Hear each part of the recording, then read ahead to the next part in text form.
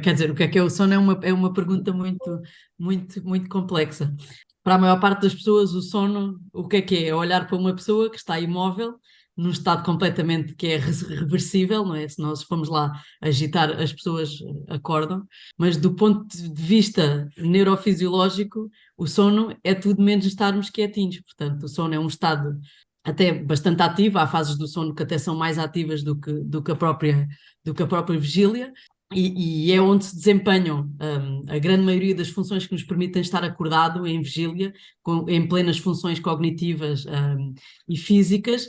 Portanto, é fundamental numa série de funções, não é? Para nós melhorarmos, para termos um bom desempenho no dia a dia, para termos uma boa aparência física e até um bom desempenho físico, para prevenirmos doenças, até a maneira como nos relacionamos com os outros e a nossa estabilidade emocional e a saúde mental. Portanto, todas estas funções são desempenhadas durante o sono. Portanto, eu diria, assim para rematar, que o sono é aquilo que permite nós termos uma vida funcionante quando estamos acordados. No fundo, é um conjunto de funções, desde a regulação do apetite, à formação de memórias, ao fortalecimento do sistema imunitário, sei lá, à produção de hormonas, relacionadas com todas as nossas funções, e outras funções, relacionadas com a saúde mental, portanto, a regulação emocional. E é tudo isso que acontece durante o sono e que depois nos permite ter uma vida, saudável e com qualidade.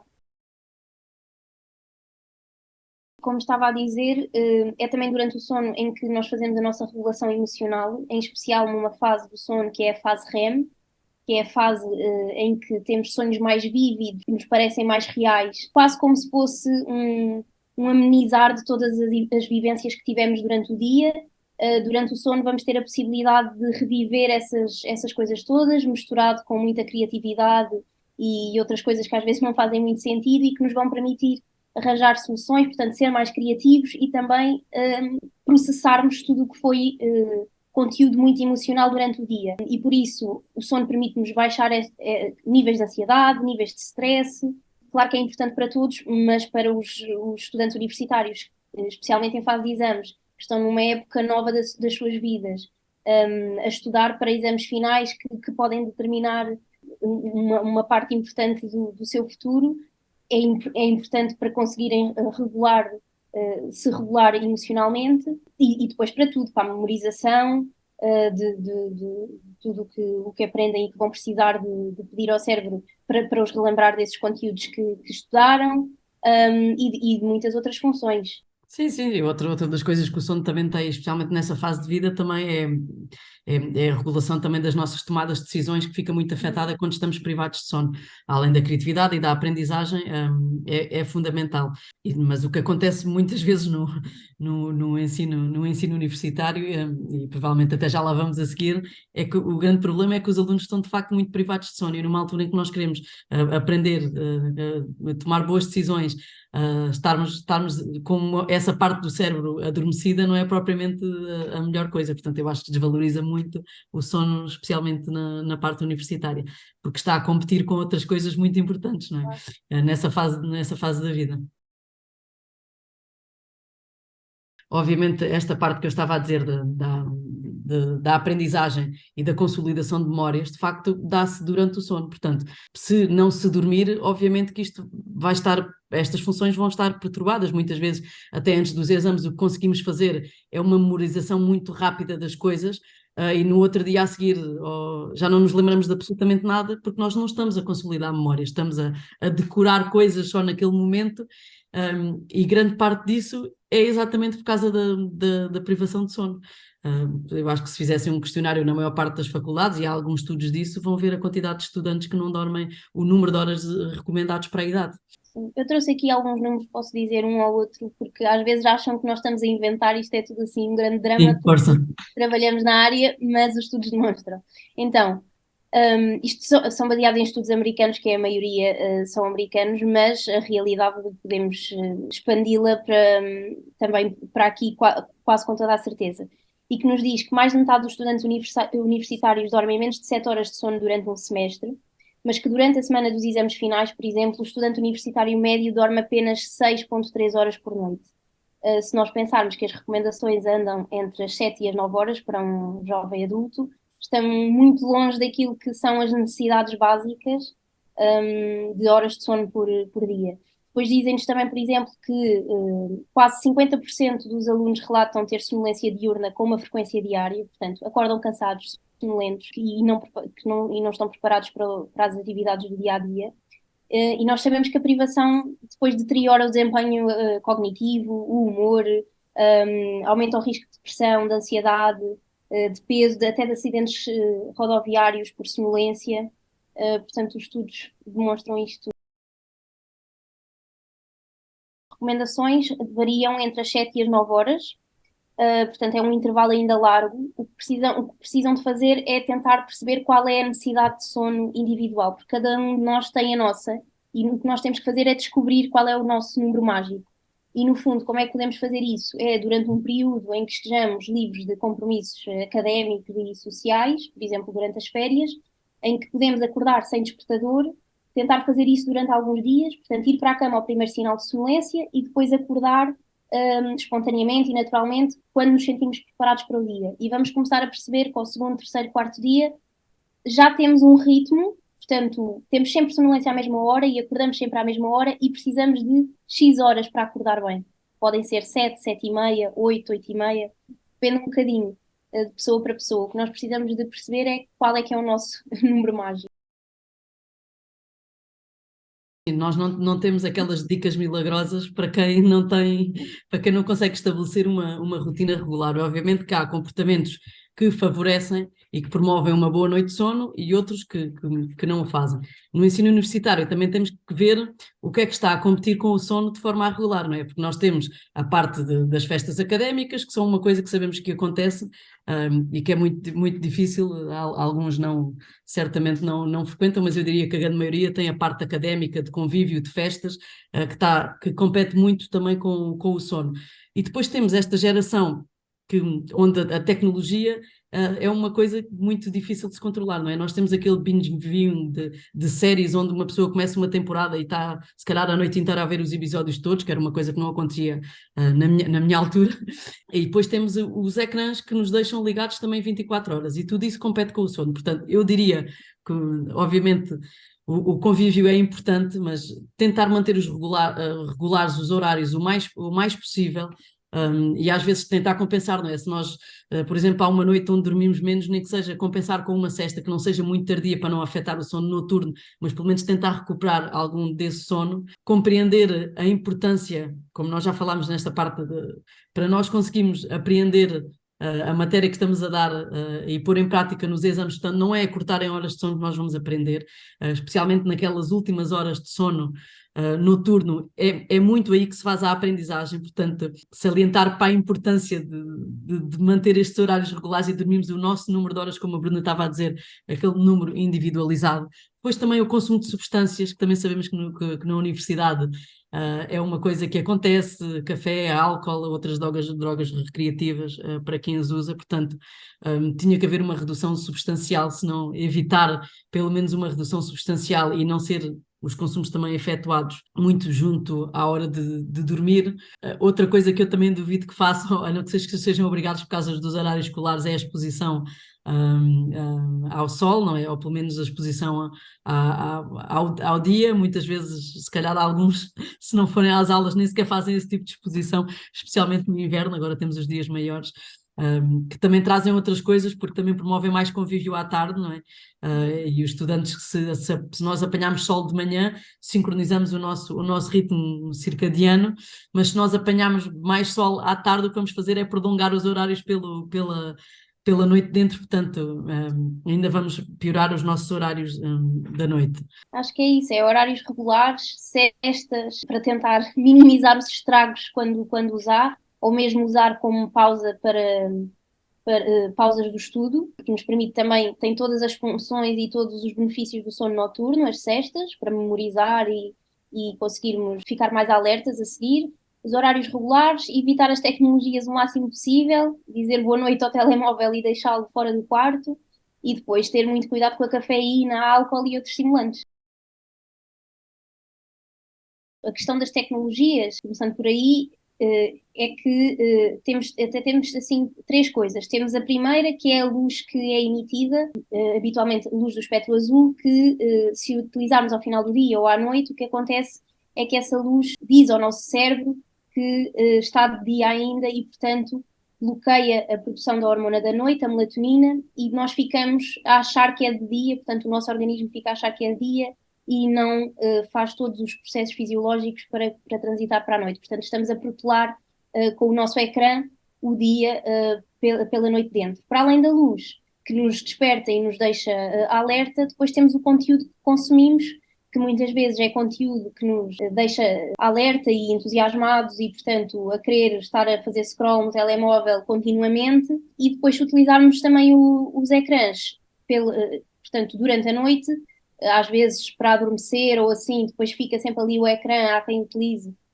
sempre a dar conteúdo, o que vai fazer é fragmentar-nos o sono, quer pelos sons, quer pela luminosidade, porque mesmo com as pálpebras fechadas conseguimos captar a luminosidade e isso desperta-nos. Essa é a questão das tecnologias. Quer dizer, em relação à cafeína, e antes de começar a falar da ação, um dos motivos porque nós, ao fim do dia, nos sentimos cansados é por causa da acumulação de uma substância que se chama adenosina, e nós vamos acumulando ao longo do dia e é isso que nos vai dar sonolência e por isso é que estamos cansados ao fim do dia. O que acontece com a cafeína é que quando nós bebemos um café, a cafeína vai se ligar a estes receptores de adenosina. No fundo, vão confundir o nosso cérebro e dizer que nós estamos bem, não estamos sonolentos, quando na verdade temos níveis de adenozinas espalhados pelo nosso corpo. Portanto, é um fator confundidor que nos deixa alerta, mas é momentaneamente, porque a adenosina está lá. Portanto, quando desaparecem os efeitos do café, nós ainda vamos ter uma sobrecarga maior, ainda vamos estar mais sonolentos. Não estou a demonizar o uso do café, eu também faço uso e acho que é ótimo a horas adequadas. Porquê? Porque o café tem, dependendo de pessoa para pessoa, tem diferentes horas para ser totalmente removido do corpo, e muitas vezes pode demorar 10 a 12 horas. Portanto, se nós bebermos um café às 6 da tarde, como muita gente bebe, primeiro que ele saia do corpo, vai demorar mesmo muito tempo. Portanto, esta adenosina, não é? Este nosso nível de sonolência que nós percepcionamos, nós não o vamos ter. Portanto, vai dificultar o início do sono, e mesmo naquelas pessoas que dizem que conseguem adormecer muito facilmente, mesmo bebendo café, o que faz é que a presença do café no nosso organismo vai alterar a qualidade do nosso sono. A qualidade do nosso sono é uma coisa que só se consegue medir com elétrodos na cabeça, para medir a atividade cerebral.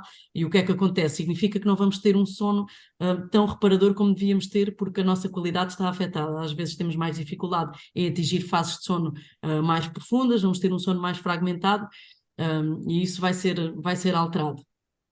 Com o álcool, é um bocadinho diferente. Portanto, o álcool, os efeitos do álcool, o que faz, no fundo, vai ser um depressor do nosso sistema nervoso central. Portanto, quando nós consumimos álcool, especialmente no ensino universitário, em altas quantidades, portanto, nós vamos de facto adormecer muito rapidamente, porque é um depressor do nosso sistema central.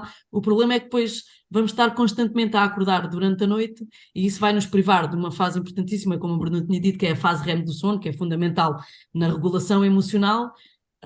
E portanto, quem já bebeu, a mim nunca me aconteceu, portanto eu estou a ler por causa daquilo que aconteceu nos livros. Portanto, o que acontece é que uma pessoa adormece facilmente, mas temos a noção que temos é que estamos constantemente a acordar.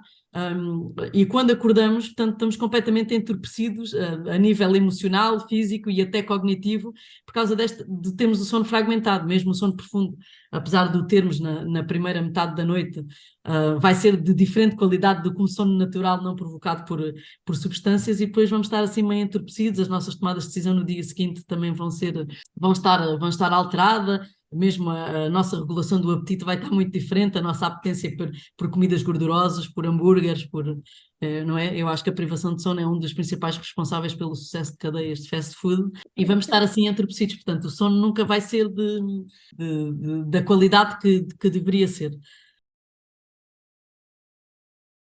Atualmente vivemos nesta era de que temos a informação toda disponível e nós próprios é que temos a responsabilidade também de conseguir filtrar aquilo que estamos a consumir e onde é que procuramos a informação mais fidedigna e credível. Portanto, vivemos nesta dualidade de temos tudo, mas o que é bom aqui, em que é que posso confiar? não sei bem se as pessoas estão alerta, quer dizer, acho que sim, das fake news e de muitas vezes opiniões nas redes sociais que quer dizer, são transmitidos como factos quando são opiniões ou quando são experiências pessoais e aquilo depois as pessoas tomam aquilo como verídico e generalizam para toda a gente. Acho que há trabalho para fazer, mas quer dizer, também depende sempre de cada um de nós procurar nas fontes mais credíveis e sendo jovens universitários, eu espero que saibam conseguir discernir em que é que posso confiar e no que é que Certo não e posso. errado. É assim, eu acho que muito do conteúdo de certeza que vai ser pesquisado nas redes sociais, quer se queira ou não. Aqui o problema das redes sociais para mim é o mau influencing que acontece, não é? Quando temos as mais variadas figuras públicas, e obviamente que não são todas, mas por vezes que vendem soluções milagrosas, não é? Seja por negócios, seja por apoio com um certo tipo de marcas, não é? E estão a promover um certo tipo de produtos que não são minimamente benéficos para uma boa noite de sono. Eu acho que isso é que é o grande problema das redes sociais. Felizmente vamos tendo cada vez mais páginas de técnicos de saúde, de médicos, que tentam fazer um bocadinho o contrário, mas eu acho que mesmo assim tem que partir das pessoas discernir o que é que são coisas fidedignas ou não, e acima de tudo em relação ao sono não acreditar em receitas milagrosas, porque não existem receitas milagrosas. O tratamento tem que ser muito individualizado, e quando há problemas têm que ser tratados numa consulta específica e não porque X pessoa disse, quando não está minimamente informada. Eu acho que esses é que são os perigos. E depois outras, muitas vezes nós na internet nós conseguimos pesquisar tudo até encontrarmos a resposta que nós queríamos. Portanto, muitas vezes nós temos as respostas que não nos agradam e vamos passando à frente, e infelizmente já se encontra de tudo, não é? Portanto, nós podemos ter o certo, mas às vezes preferimos optar pelo errado só porque vai de acordo com as nossas convicções. E eu acho que isso é que acaba por ser um bocadinho assustador. Sim, desvalorização, certeza que sim, e no contexto de ensino universitário, quantas vezes não ouvi eu pessoas a vangloriarem-se por terem feito uma direta ou por não irem à cama há não sei quantos dias, portanto, isto ainda acontece. E eu acho que no ensino universitário ainda se confunde muito o não dormir com os bons resultados e como se nos estivéssemos a dedicar mais do que os outros. Acho que ainda há um longo caminho a ser feito. Também acho que estamos a melhorar, portanto, não podemos estar a perder a esperança. Eu acho que já se começa a perceber a importância também do sono. Em relação às consultas de sono, eu acho que há um profundo desconhecimento que há consultas de sono, que a maior parte dos distúrbios do sono são tratáveis, aqueles que não são tratáveis têm um controle de sintomas muito eficaz, só que acho que há ainda muito, muito desconhecimento. Como qualquer ferramenta e como qualquer coisa, depende sempre, o benefício ou o facto de ser prejudicial depende sempre do uso que fazemos. E em relação a essas aplicações de sono é o mesmo. Acho que são boas porque há algumas já muito completas e que nos fazem recomendações ou que nos dão lembretes de ir apanhar luz ou de agora desliga as notificações e a partir de agora deixa o telemóvel de lado. E esse tipo de ajuda pode ser boa no início, quando estamos a querer começar ou a regularizar hábitos de sono, acho que pode ser útil. Agora, consumir a informação que aquela aplicação nos dá de tivemos X sono profundo, Y sono REM, ou tivemos não sei quantos despertares, e interpretar isso como sendo fidedigno e verídico e ficarmos com essa informação como se fosse o maior facto que temos, isso é que já não é real, porque, como a Sofia disse, só conseguimos perceber se a pessoa está a dormir ou se está acordada quando temos elétrodos na cabeça, e isso faz com o exame do sono, que é a polissonografia, num laboratório. O que as aplicações fazem é, de uma forma indireta, tentar estimar o que dormimos, o tempo que dormimos e em que fases é que estamos. E depois as aplicações também são muito variáveis, que nós não sabemos o que é que estão a medir e de que forma é que estão a ir buscar aquela informação. Portanto, é interpretar aquilo de uma forma sempre muito leviana e não como se aquilo fosse ficar assustados com as estatísticas, porque acontece muito as pessoas levarem aquilo muito a sério e não é para levar. Como diagnóstico inicial, nunca usar estas aplicações. Eu acho que como complemento de um diagnóstico já efetuado, não há qualquer tipo de problema, desde que as pessoas não fiquem obcecadas com os resultados, como a Bruna estava a dizer. Portanto, eu acho que como complemento e como interesse das pessoas pelo sono e saber como dormem, acho que não há nada de mal. Pronto, tem este problema de... Há pessoas que ficam demasiado obcecadas com isso e depois não conseguem também desligar destas aplicações para conseguir dormir. Portanto, tem que ser usado com alguma cautela. nós esperamos que contribua de alguma forma, não é? Pelo menos é esse o intuito. O que nós tentamos é, no fundo, descomplicar e falar do sono de uma forma mais próxima e direta, claro, sempre baseado em evidência científica, mas de uma forma em que as pessoas se revejam e que consigam utilizar aquela informação para tomar as melhores decisões no dia a dia. E, no fundo, é isso. Também, claro que queremos sempre desmistificar muitos mitos e muitas crenças que continuam a existir. Não sei se os jovens universitários estão muito preocupados nessa fase da vida com o sono, mas eu espero que de alguma forma passe alguma mensagem, nem que seja depois para aplicarem depois dessa fase um bocado turbulenta, quando começarem a sair da faculdade e a começar o trabalho, pelo menos aí que consigam começar a colocar em prática algumas informações que nós tentamos transmitir. Pelo menos tentamos ter essa frescura e essa comunicação mais próxima para captar a atenção, mas não sabemos se somos bem-sucedidas, espero que sim. Mas nessa fase da vida é um bocado difícil dar prioridade ao sono, acho eu, não sei. Sim, e uma das coisas que também que nós temos especial cuidado é, nós quando falamos eu não gosto muito da palavra dicas, mas quando falamos de alguma coisa, nós tentamos explicar para que as pessoas percebam porque é que temos que fazer isso e não só mandar fazer uma coisa, não é? Porque se nós dissermos apanhe sol, mas não explicamos porque é que é importante apanhar sol, nós não vamos mudar comportamentos. E a mudança de comportamentos é exatamente aquilo que nós queremos e é aquilo que é mais difícil mudar nas pessoas. Portanto, agora se temos, eu acho que estamos a ter algum feedback positivo, mesmo nessas faixas etárias mais novas, que é muito importante. Mas sim, não sabemos, vamos ver.